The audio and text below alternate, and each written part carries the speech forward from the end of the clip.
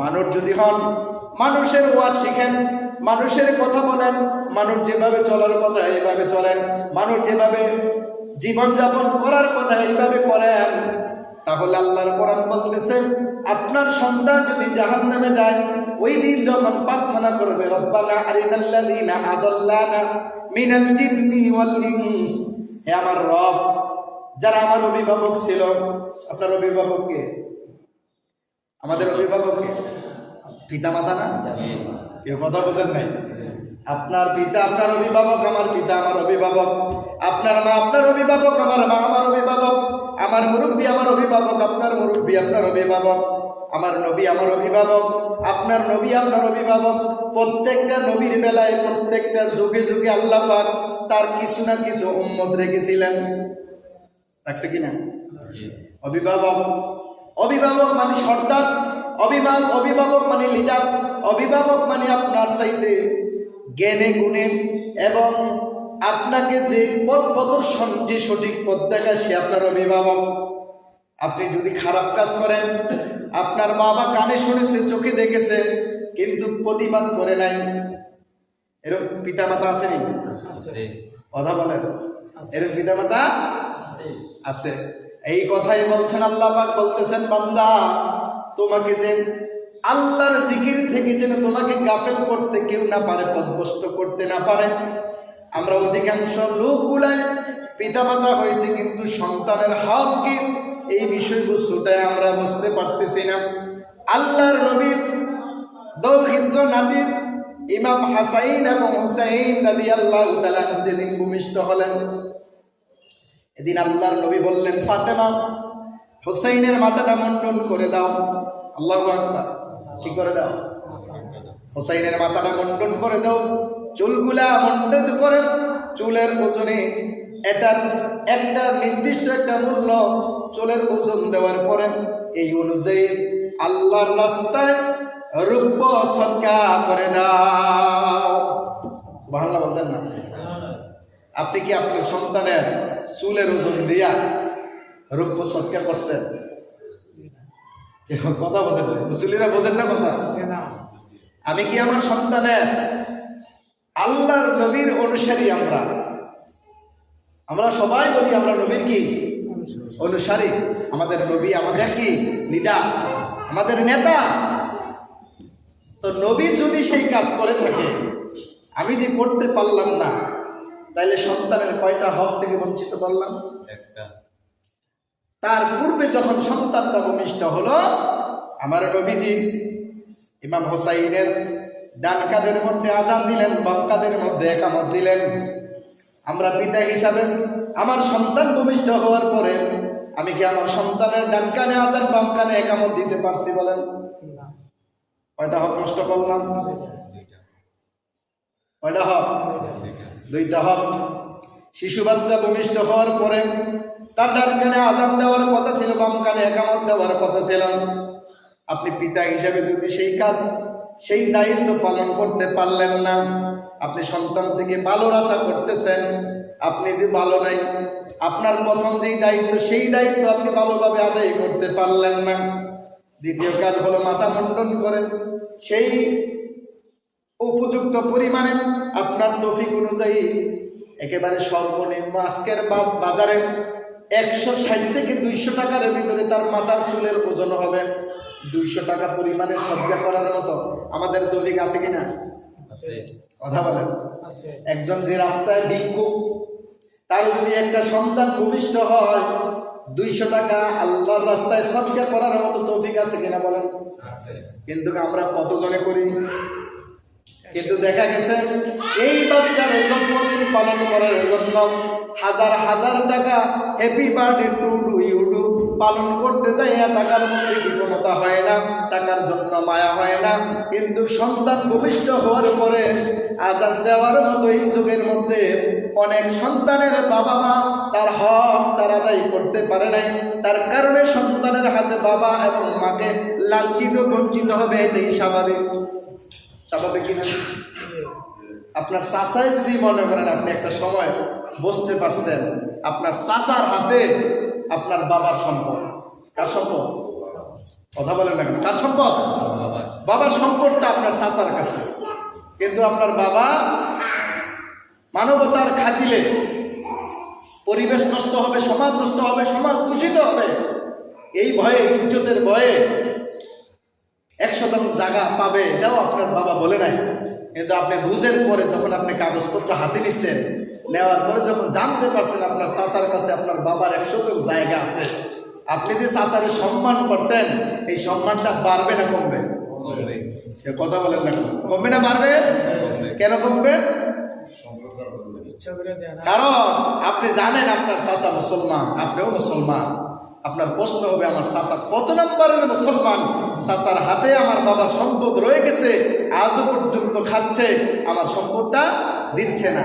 আপনার চাচার যতটুকু ভালোবাসা আপনার প্রতি জন্মাবে, আপনার সন্তান যদি ভূমিষ্ঠ হওয়ার পরে যদি আপনি তার হক আদায় করতে না পারেন, আজান দিতে না পারেন, একামত দিতে না পারেন, তার মাথা মুন্ডন করে যদি তার রূপ সৎকার করতে না পারেন, এরপরে ভালো নাম রাখার কথা, তারপরে কি কথা কর না, তারপরে কি ভালো নাম?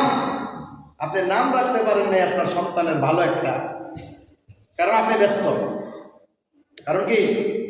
আপনি ব্যস্ত, আপনি ব্যস্ততা দেখাচ্ছেন, সন্তানের জন্য আপনি আগায় যাচ্ছেন না। নানির বাড়ির বা ফুফুর বাড়ির বা কেউ না কেউ আইসা একটা নাম রাখছে, কোন রকম নামের তো বাংলাদেশের অভাবে নাই, নামের অভাব আছে? জিজ্ঞাসা করলে দেখা গেছে নামের সিরিয়ালও নাই। তার কারণ হচ্ছে তার যোগ্য মা বাবার জায়গায় আমি যে বাবা হলাম, আমার সন্তানের নামটা যদি আমি উপযুক্তভাবে সঠিকভাবে না রাখতে পারি। আল্লাহু তাআলা ফি কালামিহিল মাজিদ ওয়া ফি ফুরকানিহিল হামিদ। আউযু বিল্লাহি মিনাশ শাইতানির রাজীম। বিসমিল্লাহির রাহমানির রাহিম। ইয়া আইয়ুহাল্লাযীনা আমানু লা তুলহিকুম আমওয়ালুকুম ওয়ালা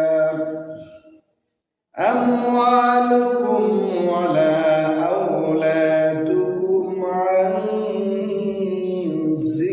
যিকরিল্লাহ ওয়া মান ইয়াফআল যালিকা ফাউলাইকা হুমুল খাসিরুন।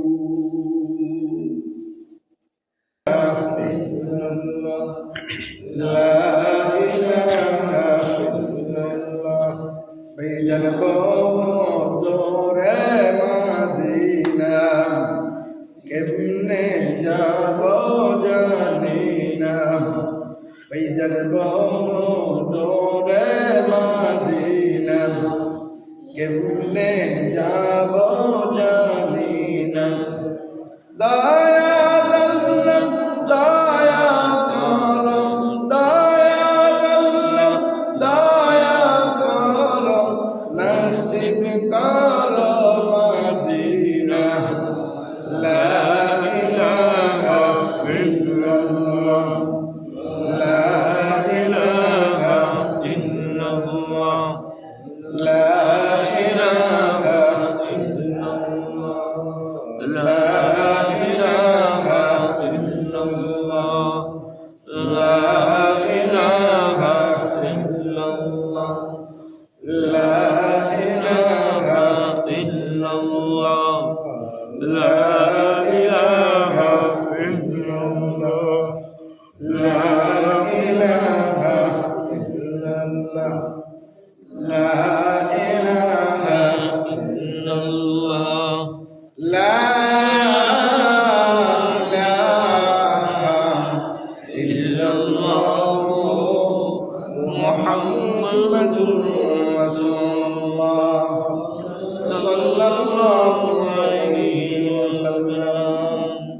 আমরা সকলে শুকরিয়া তার একবার বলি আলহামদুলিল্লাহ। দেখবেন অটোমেটিক শান্তি চলে আসবে। আমরা প্রথম শান্তি খুঁজি রাষ্ট্রে, কি বলেন? আমরা শান্তি কোথায় খুঁজি? রাষ্ট্র। আসলে রাষ্ট্রে শান্তির জায়গা ফ্যামিলিতে যার শান্তি নেই তার গ্রামে শান্তি নেই, যার ঘরে শান্তি নেই তার বাইরে গেলে শান্তি নেই। বুঝে আসছে তো কথাটা?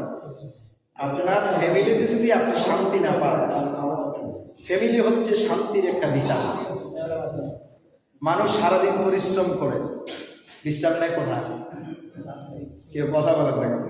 মানুষ সারাদিন পরিশ্রম করে, একটা পুরুষ হাড় ভাঙা পরিশ্রম করে, সারাদিনের কষ্ট তার শেষ পরিসমাপ্তি কোথায় হয়?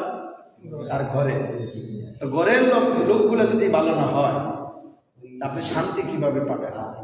বিছানা যদি কাটা হয়, বিছানাটা যদি ময়লাযুক্ত হয়, তাহলে সেই লোকের রাতে কি ঘুম হবে? ঘুম হবে না। এই বিষয়বস্তুটা প্রথম বুঝতে হবে আমাদের। আমরা হয়তো বা বিভিন্নভাবে বিভিন্ন সময় ওয়াজ মাহফিল কিন্তু দেশে কম হচ্ছে না, কি বলেন? সারা রাত্র করে ফাগুন্ডার মাহফিল ছিল, দিক থেকে আপনার পাশাপাশি গোবিন্দপুর মাহফিল চলে গেছে রাত্রে, আবার আজকে আমাদের এলাকায়ও মাহফিল।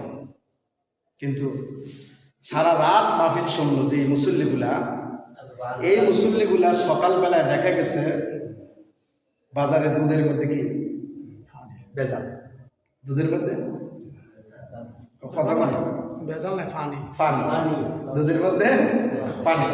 সারা রাত্র মাহফিল শুনলেন, যদি খাদ্যে ভেজাল দেন আপনি কি জান্নাতি না জাহান্নাতি?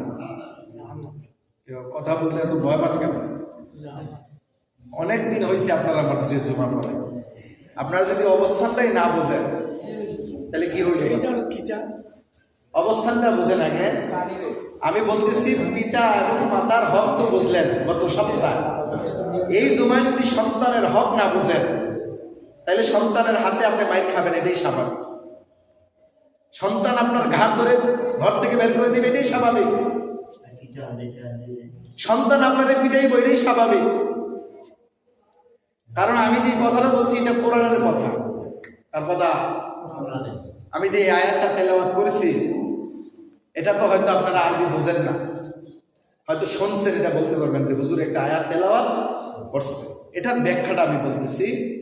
আল্লাহ বলতেছে, ইয়া আইয়ুহাল্লাযীনা আমানু লা তুলহিকুম আমওয়ালুকুম ওয়ালা আওলাদুকুম আন যিকরিল্লাহ। আল্লাহ বলতেছেন, হে ঈমানদারগণ। ঈমানদার কাকে বলে? যে ঈমান আনয়ন করেছে তাকে বলে ঈমানদারগণ। হে ঈমানদারগণেরা, তোমাদের ধন-দৌলত ও সন্তান সন্ততি যেন তোমাদেরকে আল্লাহর জিকির হতে গাফেল না করে। কি না করে? গাফেল না করে, পথভ্রষ্ট না করে। তোমাকে যেন আল্লাহর হুকুম থেকে চুল পরিমাণও যেন তোমাকে আল্লাহর পথ থেকে কেউ সরায় দিতে না পারে। আল্লাহ বিভিন্ন কথাই বলেছেন, হে ঈমানদারগণেরা, তোমরা ইবাদত করো আল্লাহর, আনুগত্য করো রাসূলের। বিভিন্ন আয়াতের মধ্যে আল্লাহ পাক বলেছেন, তোমাদের কোন অবস্থায় যেন তোমাদের সন্তান সন্ততি যেন তোমাদের দুনিয়ামুখী করে পরকালকে যেন না ভুলে দেয়। আল্লাহর জিকির মানে আল্লাহকে স্মরণ রাখা। কি রাখা? এখন আপনি যদি আপনার সন্তানের হক আদায় করতে না পারেন, এটা আপনার ব্যর্থতা। কার ব্যর্থতা? আপনার ব্যর্থতা।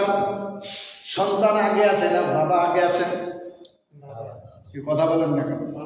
সন্তানের সিরিয়াল আগে না বাবার সিরিয়াল আগে? আপনি বাবা হয়েছেন, তারপরে হচ্ছে আপনার সন্তান। আপনি সন্তান হয়েছেন, আপনাকে যে জন্ম দিয়েছে সে হচ্ছে আপনার বাবা। তাহলে বাবার দায়িত্ব প্রথম দায়িত্ব কার? বাবা এবং মায়ের হক বুঝলেন, সন্তানের হক যদি বুঝে না আসে, সেই সন্তানের হাতে আপনি লাঞ্ছিত বঞ্চিত হবেন, সেই সন্তানের হাতে আপনি অপদস্থ হবেন, সেই সন্তানের হাতে আপনি আঘাত খাবেন, সেই সন্তান আপনার গাড়ির মধ্যে পাড়া দিয়ে আল্লাহর জাহান্নামে চলে যাবেন। আল্লাহ বলতেছেন, রব্বানা আরিনাল্লাযীনা আদাল্লানা মিনাল জিন্নি ওয়াল ইনস নাজআলহুমা তাহতা আকদামিনা লিয়াকুনা মিনাল আসফালিন। বান্দা যখন জাহান্নামে পড়ে যাবে, সন্তানগুলা যেদিন জাহান্নামে পড়ে যাবে, বান্দা বান্দিরা যেদিন জাহান্নামে চলে যাবে, ফয়সালা হয়ে যাবে, সিদ্ধান্ত হয়ে যাবে তোমরা জাহান্নামে আর তোমরা জান্নাতে। যাদের ভাগ্য খারাপ, যাদের নসিব খারাপ, যাদের কর্ম খারাপ ছিল তারাই জাহান্নামে হবে। কর্ম যে সন্তানের খারাপ, এই সন্তান কি জান্নাতি না জাহান্নামে? জাহান্নামে। ওই দিন বলবে রব্বানা, হে আমার রব, আরিনাল্লাযীনা, প্রার্থনা করবে যে আমাদের অভিভাবক ছিল, আদাল্লানা, তিনি আমাদেরকে পথভ্রষ্ট করলো, গোমরা করলো। আদাল্লানা মিনাল জিন্নি ওয়াল ইনস, মানুষ এবং জিনের মধ্য থেকে। আমরা মানুষ না জিন? কথা বলেন, আমরা মানুষ না? আমরা মানুষ না জিন?